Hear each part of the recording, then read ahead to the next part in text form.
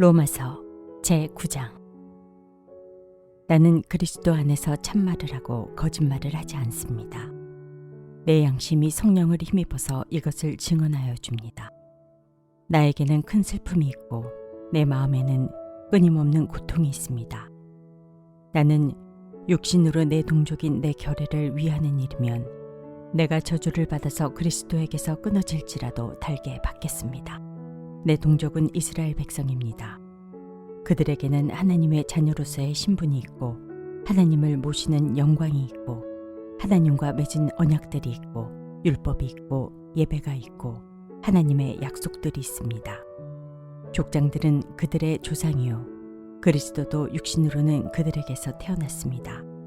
그는 만물 위에 계시며 영원토록 찬송을 받으실 하나님이십니다. 아멘. 그러나 하나님의 약속의 말씀이 패했다고는 할 수 없습니다. 이스라엘에게서 태어난 사람이라고 해서 다 이스라엘 사람이 아니고 아브라함의 자손이라고 해서 다 그의 자녀가 아닙니다. 다만 이삭에게서 태어난 사람만을 너의 자손이라고 부르겠다 하셨습니다. 이것은 곧 육신의 자녀가 하나님의 자녀가 되는 것이 아니라 약속의 자녀가 참 자손으로 여겨지리라는 것을 뜻합니다. 그 약속의 말씀은 내년에 내가 다시 올 때쯤에는 사라에게 아들이 있을 것이다 한 것입니다. 그뿐만 아니라 리브가도 우리 조상 이삭 한 사람에게서 쌍둥이 아들을 수태하였는데 그들이 태어나기도 전에 무슨 선이나 악을 행하기도 전에 택하심이라는 원리를 따라 세우신 하나님의 계획이 살아있게 하시려고 또 이러한 일이 사람의 행위에 근거하는 것이 아니라 부르시는 분께 달려있음을 나타내시려고 하나님께서 리브가에게 말씀하시기를 형이 동생을 섬길 것이다 하셨습니다. 이것은 성경에 기록된 바 내가 야곱을 사랑하고 에서를 미워하였다 한 것과 같습니다. 그러면 우리가 무엇이라고 말을 해야 하겠습니까? 하나님이 불공평하신 분이라는 말입니까? 그럴 수 없습니다. 하나님께서 모세에게 말씀하시기를 내가 긍휼히 여길 사람을 긍휼히 여기고 불쌍히 여길 사람을 불쌍히 여기겠다 하셨습니다. 그러므로 그것은 사람의 의지나 노력에 달려있는 것이 아니라 하나님의 자비에 달려있습니다. 그래서 성경에 바로를 두고 말씀하시기를 내가 이 일을 하려고 너를 세웠다. 곧 너로 말미암아 내 능력을 나타내고 내 이름을 온 땅에 전파하게 하려는 것이다 하셨습니다. 그러므로 하나님께서는 긍휼히 여기시고자 하는 사람을 긍휼히 여기시고 완악하게 하시고자 하는 사람을 완악하게 하십니다. 그러면 그대는 내게 이렇게 말할 것입니다. 그렇다면 어찌하여 하나님께서는 사람을 책망하시는가? 누가 하나님의 뜻을 거역할 수 있다는 말인가? 오 사람아, 그대가 무엇이기에 하나님께 감히 말대답을 합니까? 만들어진 것이 만드신 분에게 어찌하여 나를 이렇게 만들었습니까? 하고 말할 수 있습니까? 토기장이에게 흙 한 덩이를 둘로 나누어서 하나는 귀한 데 쓸 그릇을 만들고 하나는 천한 데 쓸 그릇을 만들 권리가 없겠습니까? 하나님께서 하신 일도 마찬가지입니다.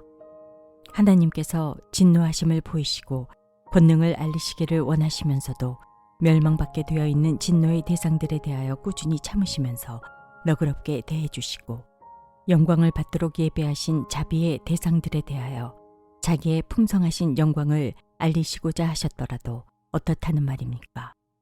하나님께서는 우리를 부르시되 유대 사람 가운데서만이 아니라 이방 사람 가운데서도 부르셨습니다.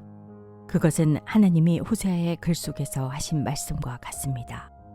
나는 내 백성이 아닌 사람을 내 백성이라고 하겠다. 내가 사랑하지 않던 백성을 사랑하는 백성이라고 하겠다. 너희는 내 백성이 아니다 하고 말씀하신 그곳에서 그들은 살아계신 하나님의 자녀라고 일컬음을 받을 것이다. 그리고 또 이사야는 이스라엘을 두고 이렇게 외쳤습니다. 이스라엘 자손의 수가 바다의 모래와 같이 많을지라도 남은 사람만이 구원을 얻을 것이다. 주님께서는 그 말씀하신 것을 온전히 그리고 조속히 온 땅에서 이루실 것이다. 그것은 또한 이사야가 미리 말한 바 만군의 주님께서 우리에게 씨를 남겨주지 않으셨더라면 우리는 소돔같이 되고 고모라같이 되었을 것이다 한 것과 같습니다. 그러면 우리가 무엇이라고 말해야 하겠습니까? 의를 추구하지 않은 이방 사람들이 의를 얻었습니다. 그것은 믿음에서 난 의입니다. 그런데 이스라엘은 의의 율법을 추구하였지만 그 율법에 이르지 못하였습니다. 어찌하여 그렇게 되었습니까? 그들은 믿음에 근거하여 의에 이르려고 한 것이 아니라 행위에 근거하여 의에 이르려고 했기 때문입니다. 그들은 걸림돌에 걸려 넘어진 것입니다. 그것은 성경에 기록한 바와 같습니다. 보아라, 내가 시온에 부딪히는 돌과 걸려 넘어지게 하는 바위를 둔다. 그러나 그를 믿는 사람은 부끄러움을 당하지 않을 것이다. 제10장. 형제자매 여러분, 내 마음의 간절한 소원과 내 동족을 위하여 하나님께 드리는 내 기도의 내용은 그들이 구원을 얻는 일입니다. 나는 증언합니다. 그들은 하나님을 섬기는 데 열성이 있습니다. 그러나 그 열성은 올바른 지식에서 생긴 것이 아닙니다. 그들은 하나님의 의를 알지 못하고 자기 자신들의 의를 세우려고 힘을 씀으로써 하나님의 의에는 복종하지 않게 되었습니다. 그러므로 그리스도는 율법의 끝마침이 되셔서 모든 믿는 사람에게 의가 되어 주셨습니다. 모세는 율법에 근거한 의를 두고 기록하기를 율법을 행한 사람은 그것으로 살 것이다 하였습니다. 그러나 믿음에 근거한 의를 두고는 이렇게 말합니다. 너는 마음속으로 누가 하늘에 올라갈 것이냐 하고 말하지 말아라. 그것은 그리스도를 끌어내리는 것입니다. 또 누가 지옥에 내려갈 것이냐 하고 말하지도 말아라. 그것은 그리스도를 죽은 사람들 가운데서 끌어올리는 것입니다. 그러면 그것은 무엇을 뜻합니까? 하나님의 말씀은 내게 가까이 있다. 내 입에 있고 내 마음에 있다. 하는 말씀이 있습니다. 이것은 우리가 전파하는 믿음의 말씀입니다. 당신이 만일 예수는 주님이라고 입으로 고백하고 하나님께서 그를 죽은 사람들 가운데서 살리신 것을 마음으로 믿으면 구원을 얻을 것입니다. 사람은 마음으로 믿어서 의에 이르고 입으로 고백해서 구원에 이르게 됩니다. 성경은 그를 믿는 사람은 누구나 부끄러움을 당하지 않을 것이다 하고 말합니다. 유대 사람이나 그리스 사람이나 차별이 없습니다. 그는 모든 사람에게 똑같이 주님이 되어주시고 그를 부르는 모든 사람에게 풍성한 은혜를 내려주십니다.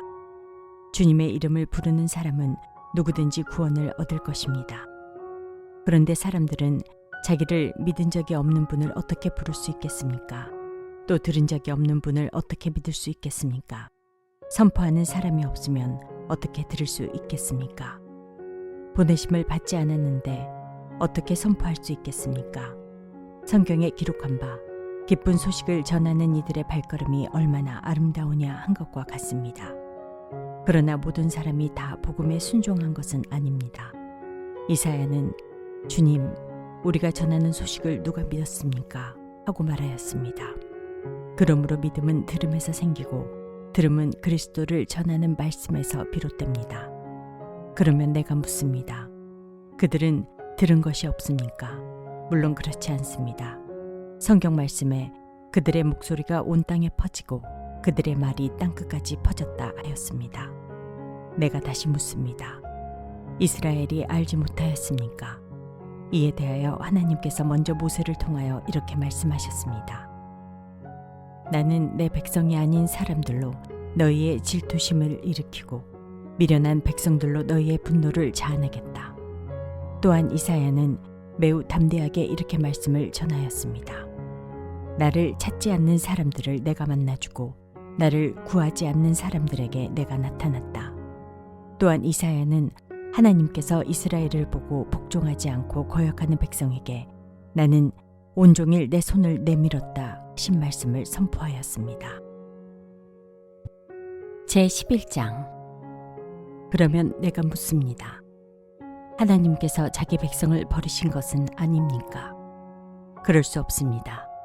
나도 이스라엘 사람이요 아브라함의 후손이요 베냐민 지파에 속한 사람입니다.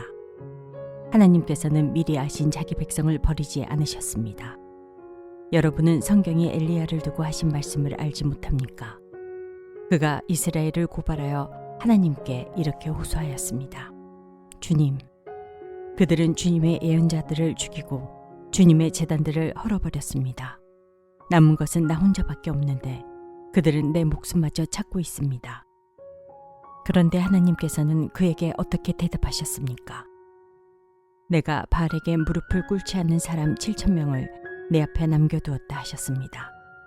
이와 같이 지금 이 시기에도 은혜로 택하심을 입은 사람들이 남아 있습니다. 은혜로 된 것이면 행위에 근거한 것이 아닙니다. 그렇지 않으면 그 은혜는 이미 은혜가 아닙니다. 그러면 무슨 결과가 생겼습니까? 이스라엘 백성은 찾던 것을 얻지 못하였지만 택하심을 받은 사람들은 그것을 얻었습니다. 그리고 그 나머지 사람들은 완고해졌습니다. 성경에 이렇게 기록한 바와 같습니다. 하나님께서 그들에게는 혼미한 영을 주셨으니 오늘까지 그들은 눈이 있어도 보지 못하고 귀가 있어도 듣지 못한다.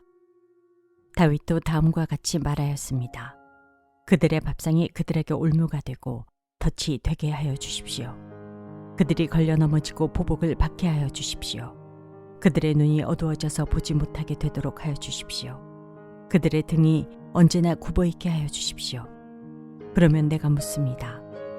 이스라엘이 걸려 넘어져서 완전히 쓰러져 망하게끔 되었습니까? 그럴 수 없습니다. 그들의 허물 때문에 구원이 이방 사람에게 이르렀는데 이것은 이스라엘에게 질투하는 마음이 일어나게 하려는 것입니다. 이스라엘의 허물이 세상의 부요함이 되고 이스라엘의 실패가 이방 사람의 부요함이 되었다면 이스라엘 전체가 바로 설 때에는 그 복이 얼마나 더 엄청나겠습니까? 이제 나는 이방 사람인 여러분에게 말합니다. 내가 이방 사람에게 보내심을 받은 사도이니만큼 나는 내 직분을 영광스럽게 생각합니다. 나는 아무쪼록 내 동족에게 질투심을 일으켜서 그 가운데서 몇 사람만이라도 구원하고 싶습니다. 하나님께서 그들을 버리심이 세상과의 화해를 이루는 것이라면 그들을 받아들이심은 죽은 사람들 가운데서 살아나는 삶을 주심이 아니고 무엇이겠습니까? 만물로 바치는 빵 반죽덩이가 거룩하게 남은 온 덩이도 그러하고 뿌리가 거룩하면 가지도 그러합니다. 그런데 참 올리브나무 가지들 가운데서 얼마를 잘라내시고서 그 자리에다 돌 올리브나무인 그대를 접붙여 주셨기 때문에 그대가 참 올리브나무의 뿌리에서 올라오는 양분을 함께 받게 된 것이면 그대는 본래의 가지들을 향하여 우쭐대지 말아야 합니다. 비록 그대가 우쭐댈지라도 그대가 뿌리를 지탱하는 것이 아니라 뿌리가 그대를 지탱한다는 것을 명심해야 합니다. 그러므로 본래의 가지가 잘려나간 것은 그 자리에 내가 접붙임을 받게 하시려는 것이었다 하고 그대는 말해야 할 것입니다. 옳습니다. 그 가지들이 잘린 것은 믿지 않는 탓이고 그대가 그 자리에 붙어 있는 것은 믿었기 때문입니다. 그러니 교만한 마음을 품지 말고 도리어 두려워하십시오. 하나님께서 본래의 가지들을 아끼지 않으셨으니 접붙은 가지도 아끼지 않으실 것입니다. 그러므로 하나님의 인자하심과 준엄하심을 생각해 보십시오. 하나님은 넘어진 사람들에게는 준엄하십니다. 그러나 그대가 하나님의 인자하심에 머물러 있으면 하나님이 그대에게 인자하게 대하실 것입니다. 그렇지 않으면 그대도 잘릴 것입니다. 그러나 믿지 않았던 탓으로 잘려나갔던 가지들이 믿게 되면 그 가지들도 접붙임을 받게 될 것입니다. 하나님께서는 그들을 다시 접붙이실 수 있습니다. 그대가 본래의 돌 올리브나무에서 잘려서 그 본성을 거슬러 참 올리브나무에 접붙임을 받았다면 본래 붙어있던 이 가지들이 제 나무에 다시 접붙임을 받는 것이야 얼마나 더 쉬운 일이겠습니까? 형제자매 여러분, 나는 여러분이 이 신비한 비밀을 알기를 바랍니다. 그것은 여러분이 스스로 현명하다고 생각하는 일이 없게 하려는 것입니다. 그 비밀은 이러합니다. 이방 사람의 수가 다 찰 때까지 이스라엘 사람들 가운데서 일부가 완고해진 대로 있으리라는 것과 온 이스라엘이 구원을 받게 되리라는 것입니다. 그것은 성경에 이렇게 기록되어 있는 바와 같습니다. 구원하시는 분이 시온에서 오실 것이니 야곱에게서 경건하지 못함을 제거하실 것이다. 이것은 그들과 나 사이의 언약이니 내가 그들의 죄를 없앨 때에 이루어질 것이다. 복음의 관점에서 판단하면 이스라엘 사람들은 여러분이 잘되려고 하나님의 원수가 되었지만 택하심을 받았다는 관점에서 판단하면 그들은 조상 덕분에 하나님의 사랑을 받는 사람들입니다. 하나님께서 주시는 고마운 선물과 부르심은 철회되지 않습니다. 전에 하나님께 순종하지 않던 여러분이 이제 이스라엘 사람의 불순종 때문에 하나님의 자비를 입게 되었습니다. 이와 같이 지금은 순종하지 않고 있는 이스라엘 사람들도 여러분이 받은 그 자비를 보고 회개하여 마침내는 자비하심을 입게 될 것입니다. 하나님께서 모든 사람을 순종하지 않는 상태에 가두신 것은 그들에게 자비를 베푸시려는 것입니다. 하나님의 부유하심은 어찌 그리 크십니까? 하나님의 지혜와 지식은 어찌 그리 깊고 깊으십니까? 그 어느 누가 하나님의 판단을 헤아려 알 수 있으며 그 어느 누가 하나님의 길을 더듬어 찾아낼 수 있겠습니까? 누가 주님의 마음을 알았으며 누가 주님의 좋은 자가 되었습니까? 누가 먼저 무엇을 드렸기에 주님의 답례를 바라겠습니까? 만물이 그에게서 나고 그로 말미암아 있고 그를 위하여 있습니다. 그에게 영광이 세세에 있기를 빕니다. 아멘.